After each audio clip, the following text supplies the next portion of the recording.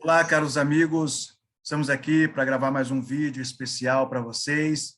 Dessa vez em defesa, uma reação a um vídeo que foi postado durante esse final de semana sobre a farsa de Moisés. Será que Moisés foi uma farsa? Aí veio um descrente, né, falando que Moisés é uma farsa, e veio um pós-doutor, né, pós-doc, falando que, confirmando, né, que Moisés realmente foi uma farsa. E para alegar isso, o pior que para alegar isso, ele usou um texto que, sem brincadeira, não vale a pena você fazer um vídeo assim com uma repercussão, com um grau de técnica tão avançado, porque é complicado. O que eles acham contra a Bíblia é muito pouco, né? É muito pouco. E hoje eu vou apresentar essa possível, né, contradição, né, e ver no que ela se refere. Desde já, tem um amigo, né, Giovanni, do canal Aleph Tav.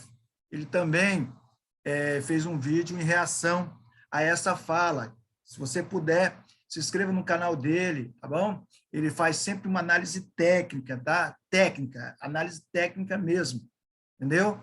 E não é uma análise superficial. Então, você vai lá e comprova no canal dele. Mas hoje nós iremos falar um pouquinho sobre isso aqui, tá bom? Vou sumir da telinha para ficar melhor para você. Vamos lá? Olha só. Aí eu coloquei o título assim: A Verdade de Moisés. Não existe contradições. O que existe é um desconhecimento hermenêutico. Os inimigos da fé têm inventado mazelas constantemente. A última dessa vez foi a inexistência de Moisés. Eles querem, porque querem, denegrir o texto sagrado. Pessoal, hoje eu vou me ater somente nesta fala que foi contraditório segundo a fala desse professor, tá bom? Mas, de acordo com o que ele for colocando, o grau de conhecimento, se ele colocar arqueologia, eu vou colocar arqueologia. Se ele colocar línguas originais, eu vou colocar línguas originais. E tudo vai depender dele, né? Então, a resposta vai vir de acordo com o conhecimento que ele foi expressado. E esse primeiro vídeo, eu tenho que dizer, foi muito fraco, né? Foi muito fraco. Mas vamos lá. Apesar do vídeo ao qual o pensamento foi exposto ser de pouca relevância para a arqueologia e outros dados fundamentais, requer de nós uma resposta à altura. Então, esse vídeo requer uma resposta.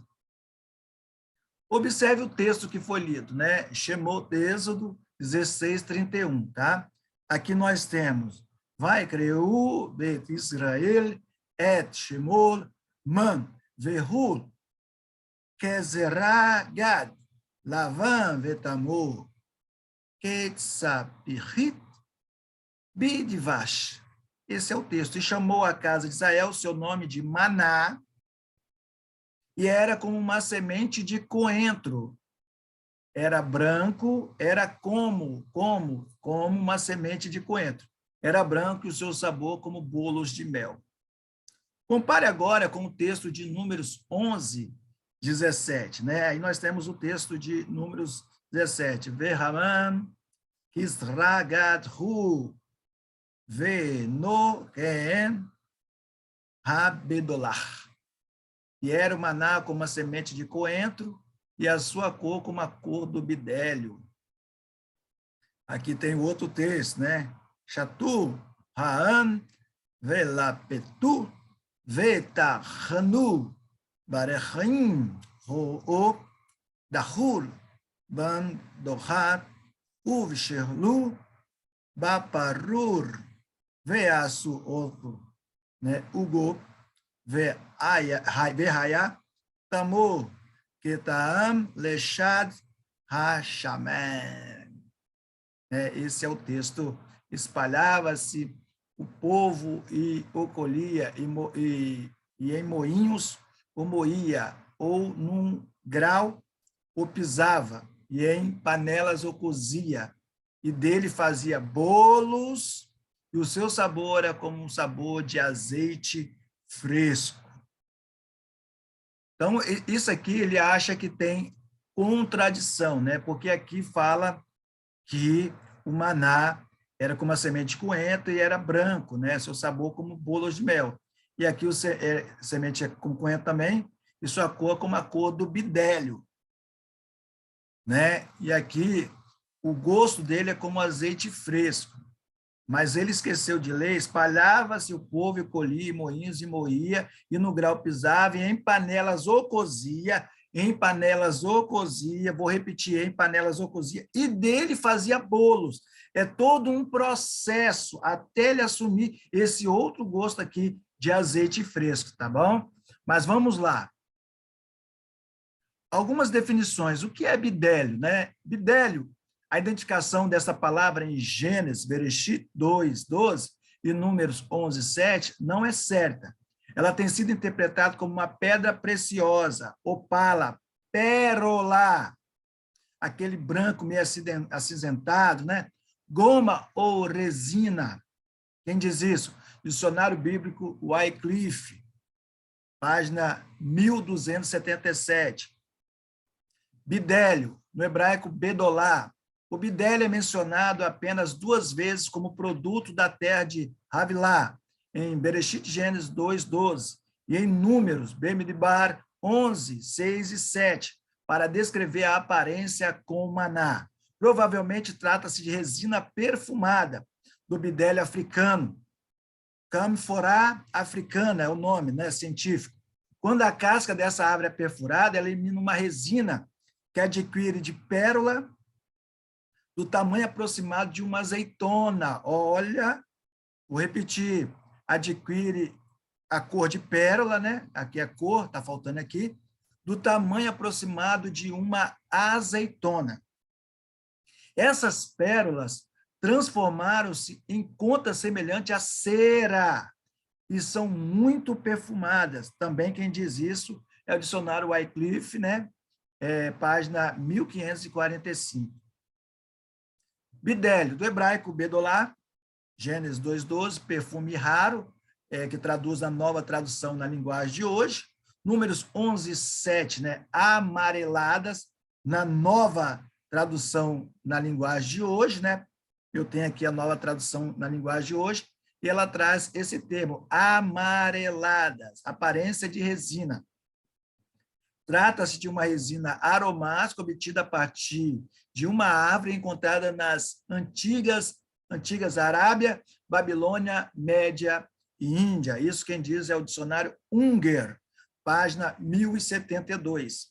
Etimologicamente, essa palavra bidélio tem um significado peculiar. Bedolar, de acordo com a maioria dos intérpretes antigos, bidélio, uma resina transparente. Vou repetir, transparente. Assim como os rabinos interpretam e Borchá, pérolas. Está vendo, pessoal? Pérolas. Quem diz isso? Davidson. Quem diz isso? Davidson, tá bom? Eu vou aparecer de novo para te mostrar quem que fala isso, ó. Davidson, ó quem fala. No léxico analítico, hebraico e caldaico, tá bom, pessoal? Então, ele vai dizer sobre essa questão aí, tá bom? Ele vai dizer sobre isso. Observe que o relato de malhar o trigo, você lembra do relato de malhar o trigo, de Juízes 6? Eu lembro que meus primeiros mestres, né, do ensino da Bíblia diziam que o trigo não deveria ser malhado no lagar. Quando isso acontecia, o trigo ficava com um gosto de vinho, né? Lagar onde você pisava as uvas, né? Então, e vice-versa. Isso está em Juízes 6:11. Por esse motivo, a fala de Rashi é bem interessante em relação a esse tema.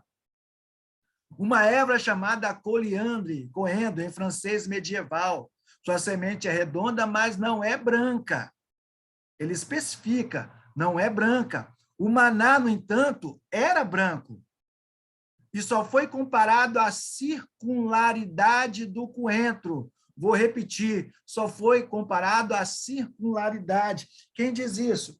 Rashi, um dos grandes intérpretes da Bíblia.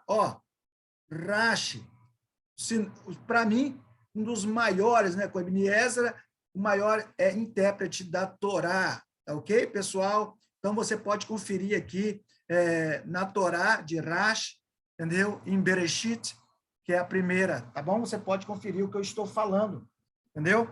Porque eu não falo só falar por falar, tem que mostrar, né, pessoal? Mostrar obras acadêmicas, obras de respeito, para que as pessoas tenham aonde buscar, né? Então, aqui foi comparado, né, a circularidade, ao sistema oval. Você quer ver outro? Olha o que diz a tão conceituada Bíblia de Jerusalém, Bíblia de Jerusalém. Vou ler para você, falando sobre isso aí. Ou então, arredondada, ou coagulada. A geada era considerada como orvalho congelado e caía do céu. Está vendo aqui, pessoal? Então, isso aqui era o sentido do formato, tá bom? Do formato. Então, não tem nada a ver com o que esse professor... Se você ler o livro de Roland de Vaux, né, você vai ver que Roland de Vaux ele vai falar aqui sobre a fabricação da oferta, né? Como que a oferta era feita. Ela era feita com óleo, com azeite, né? E também com mel. Aí, essa mistura, tá ok, pessoal? Então, é muita falácia. O que eu fico mais preocupado é que ele desafiou os rabinos, entendeu? Desafiou homens com conhecimento e ninguém pôde entrar na live. Eu não entro na live porque ele não deixa. Ele não vai deixar eu entrar na live, entendeu? Agora, se ele deixasse, eu entrava ao vivo lá, debateria com ele. Não falaria 1 minuto, não, porque eu não tenho palavras para falar 1 minuto, não, entendeu? Eu tenho muito mais do que isso aí, tá bom? Vamos continuar aqui. Observe o que diz o Talmud, no Tratado de Yomá 75a, sobre essa possível contradição. Com relação ao maná, a Torá ainda afirma, e era branco, a palavra branco no hebraico é lavan, como semente de coentro, e o seu sabor era como bolachas de mel. Shemot, Êxodo 16:31. A Guemará questiona isso, pois o coentro é marrom, não branco. Rabi Assi disse, o maná era redondo como a semente de coentro, mas branco como uma pérola. Olha, o Talmud estipa de vez qualquer dúvida nos relatos dos sábios rabinos. Isso também foi ensinado em um baraíta, o coentro Gad. É assim chamado porque é semelhante a sementes de linho em seus talos, que são amarrados, agudos, em um feixe. Muito claro, né, pessoal? Sendo assim, iremos observar o que diz o sábio sobre isso. Olha o que diz Rashi. Massa que é frita em mel. No discurso mishnaico é chamado de Pessarim, né? E esta é a tradução de onkelos, né? Onkelos. Ibn Ezra, que era a semente como de coentro. Alguns dizem que Gad, coentro, se refere a Cosbarta, em árabe, Cusbar. Outros dizem que significa a simples mostarda, né? No entanto, não sei, pois não é encontrado em nenhum outro contexto, exceto em referência ao maná. O mesmo é o caso com a palavra tzapihat, bolachas, que Sadiagaon diz que significa uma bolacha sem fermento. Hametz, né? Nós chamamos de hametz. Agora, quando o maná era comido, como estava quando desceu, tinha um sabor de uma hóstia feita com mel. No entanto, quando cozido, tinha o sabor de um bolo assado em azeite. Isso conforme Números 11:8. as Escrituras mencionam as duas iguarias. Então, está aí, mais uma vez, Ibn Ezra falando, elucidando toda essa questão. Shishkuni, ele vai falar o quê? O seu sabor assemelhava-se a uma bolacha untada com mel, ou seja, é comido sem preparo adicional. Quando lemos em outro lugar, em Números 11:8, o seu sabor era como bolo doce, com creme, que descrevia seu sabor depois de moído e assado. Ele passava por um processo. Não era o processo, entre aspas, virginal, como o mel que ele descia do céu. Não, era um processo, transformá-lo em um pão. E para transformá-lo em um pão precisava de azeite. Por isso o gosto de azeite. É muita falta de conhecimento. Gad, era semelhante à semente de coentro. A Torá a descreveu no versículo 14 como sendo fina como geada. A geada referida distingue-se por não ter dimensões definidas. Por vezes, é uma camada mais espessa do que outras vezes, e é como a semente de coentro. Vendo que a Torá havia descrito anteriormente o maná como também fino, em vários graus, desejou compará-lo com outra coisa, para que o leitor que nunca viu, e é improvável que o veja, possa obter uma melhor imagem mental dela. Então, aqui é para você entender um pouquinho daquilo que era o maná. Era como a semente de uma planta conhecida como coentro, essa planta é mais conhecida como coentro, né, no espanhol. Rashiban vai dizer assim, mais tarde, em Números 11, verso 8, a Torá descreve o sabor do maná, né? Uma espécie de bolo feito com muito azeite. Uma espécie de bolo feito com muito azeite. Nossos rabinos, e o Mar 75, explicam que para as crianças tinha um gosto de bolacha untadas com mel, enquanto que para os idosos tinham gosto desses bolos oleosos.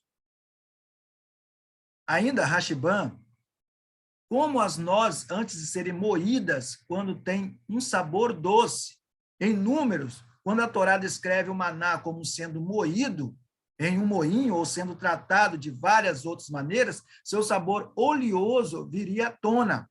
As nozes produzem seu óleo como resultado da moagem ou trituragem, assim como as azeitonas. Essa é a razão pela qual aqui a Torá descreve essa questão do gad, né? Seria essa questão da semente de coentro, né? Enquanto em Números a Torá descreve outra forma, a palavra que alude aqui, né, raiá, a mudança do sabor, né? A raiá é um verbo, né? Ver raiá. Ele diz aqui que esse verbo ele indica uma mudança, né? Uma mudança do estado dele, né? Tipo tornou-se, né?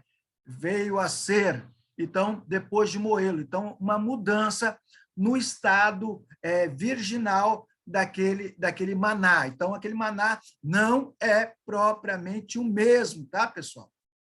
Não é propriamente o mesmo. Está elucidado aqui, provado etimologicamente, historicamente, dentro da tradição, biblicamente, entendeu? Eu acho que esse professor deveria caçar alguma coisa para fazer, ao invés de ficar inventando mazela pela internet.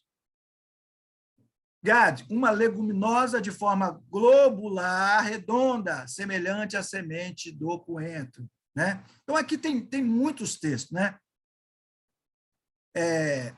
Quando ele diz assim, nenhum Moisés antes do exílio, será? O que dizem os historiadores? Né? Tem um artigo que circula na internet, a hermenêutica da Bíblia em Filo de Alexandria, né? Ela está na revista eletrônica, Espaço Teológico, volume 12, número 22, de 2018, página 89, né? E assim por diante. Quem escreveu foi Renan Gomes Fogaça, não é nem evangélico, né? É um monge, e com ele foi Robson Stigar, né? Doutorando em Ciências da Religião. Isso ambos, ele é da PUC, né? O outro é lá do Paraná. Eles escreveram sobre Fílon, e Fílon em todo o texto. Eu não vou ler tudo, porque senão fica muito demasiado, mas eu coloquei aqui todos os textos que ele fala, onde a Bíblia dada por Deus não completa erros, não contempla erros. Moisés, ao escrever, age como ainda em condições de captar as verdadeiras impressões fornecidas por ela. Podemos considerar agora a Bíblia como nossa pedagoga em Fílon. Para Fílon, o conceito de paideia é o agente mediador da revelação da lei de Moisés. Então, Fílon acreditava, um grande historiador, tá? Acreditava veemente na história e na veracidade do personagem Moisés. Além dele, nós temos também um outro artigo muito interessante, recomendo que vocês leiam, que é Moisés e a Verdade. Retorno à questão da verdade histórica, de Richard Cole com Sônia Albertil, né? Eles falam de Moisés dentro de uma perspectiva do grande psicanalista Freud. Então, até para Freud, não tem como esse personagem ser um personagem mítico, né? Inventado. Né? Então, como Freud trabalha a mente da pessoa, Freud vai trabalhar essas questões. Além deles, nós temos também Flávio Joséfo, pessoal, isso mesmo, Flávio Joséfo na guerra judaica, no seu livro A História dos Hebreus, todos atestam a veracidade do personagem Moisés. Então, é verdadeiro, sim. Por que alguns profetas não citaram o personagem Moisés? Por quê? Né? Ele questionou isso. Os profetas menores, os profetas não citaram. Em um discurso, não há necessidade de enfatizar um personagem, sendo que o objetivo baseia-se na história e não apenas no instrumento, que é o personagem. Então, você não precisa ficar repetindo toda hora, Leonardo Andrade, é só falar que ele contestou com provas veementes, né? Teve um cristão que provou com provas veementes que o professor aí da internet está mentindo, né? Está faltando com a verdade. Eu recomendo a leitura de dois livros, ó, esse aqui, ó, vendo? Ó, consegue ver aí? O Texto e o Leitor, tá vendo? Texto e o Leitor, aspectos cognitivos da leitura. Angela Kleiman, isso aqui é top, tá bom? Outro texto, Miriam Goldberg, A Arte de Pesquisar, tá bom? Então, está faltando nessas pessoas conhecimento. Desde o começo eu tenho falado que o vídeo que eu estou confrontando aqui é muito fraco, né? Não tem essa propriedade e não merecia todo esse aparato. Mas, de acordo com o que ele for falando, for dizendo, eu vou fazendo um vídeo mais expansivo dentro da arqueologia, da etiologia, da hermenêutica, da exegese e dentro das línguas originais, tá bom? Nota-se uma falta total de conhecimento por parte deste professor, que alegou, quando eu falo esse professor, é professores, né? Tanto esse pós-doutor, como também esse professor, pseudo-professor, né? Quando eu falo professor, né, o barbudo, foi meu professor na pós-graduação. Tinha muitos embates, né? E é complicado. Mas eu estou aberto aí para um diálogo com ele também, se ele quiser. Entendeu? Ele só me bloqueou na fanpage lá do Facebook porque ele não aguenta uma opinião ao contrário, né? As pessoas têm que concordar com ele. Uma vez ele colocou lá no Facebook dele que os cristãos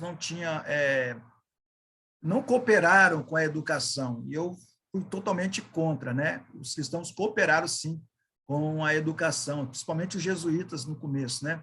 E se você pegar aquele livro, A História da Pedagogia, de Maria Lúcia Arruda Aranha, você vai ver que isso é totalmente diferente. Você não pega aqui porque não está perto aqui, né?